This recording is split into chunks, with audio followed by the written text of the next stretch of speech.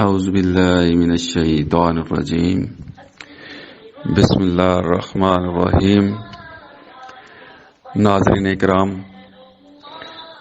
بہت ایک سلگتے ہوئے ٹاپک کے ساتھ میں آپ کی خدمت میں حاضر ہوں۔ آپ کے سامنے ابھی یہ جو چند مزارات کی تصاویر چل رہی ہیں، جن کو ہم نے اپنے اسلام کا شعار بنا لیا ہے، کیا یہی اسلام کی تعلیم ہے کہ ہم اللہ رب العزت کو چھوڑ کر ان ہستیوں سے اپنی حاجات کا ذکر کریں؟ ہم مانگنے والے بنے تو رب العزت ہماری شارک سے بھی زیادہ قریب ہے، لیکن افسوس کہ ہم نے جو ذریعہ تعلیم اپنایا ہے، شاید یہ اسی کا اثر ہے کہ ہم نے غیر اسلام ادیان کی رسموں کو اپنا کر مذہب اسلام کا نام دے دیا ہے۔ قرآن پاک سورۃ الفرقان کی آیت نمبر 27 میں اللہ تعالیٰ فرماتے ہیں، بندوں کو مخاطب کرتے ہوئے، اے کاش میں رسول اللہ صلی اللہ علیہ وسلم کا راستہ اپنا لیتا۔ آج ہم تھوڑا سا سوچیں، کیا یہ راستہ ہمارے پیارے نبی نے ہمیں بتایا ہے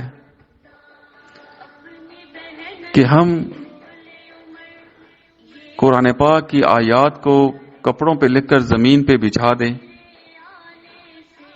یا چادر کی اوڑھ اس کو اوڑھ لیں؟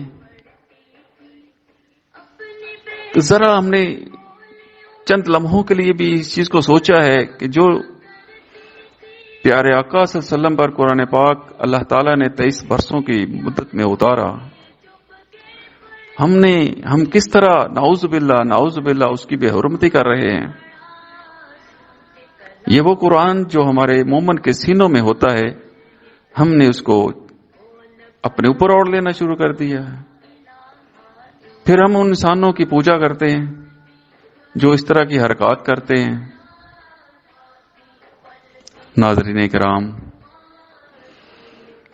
ابھی وقت ہے، ابھی توبہ کا راستہ بند نہیں، توبہ کا دروازہ بند نہیں ہوا۔ خدا نہ خواستہ توبہ کا وقت ختم ہو گیا تو پھر ہمارے وہ لمحات بھی ختم ہو جائیں گے جن کی وجہ ہم اللہ سے توبہ کر سکیں۔ اب ہماری تعلیمات یہ ہیں کہ اگر کوئی اس طرح کی بات کرتا ہے تو ہم اس کو مختلف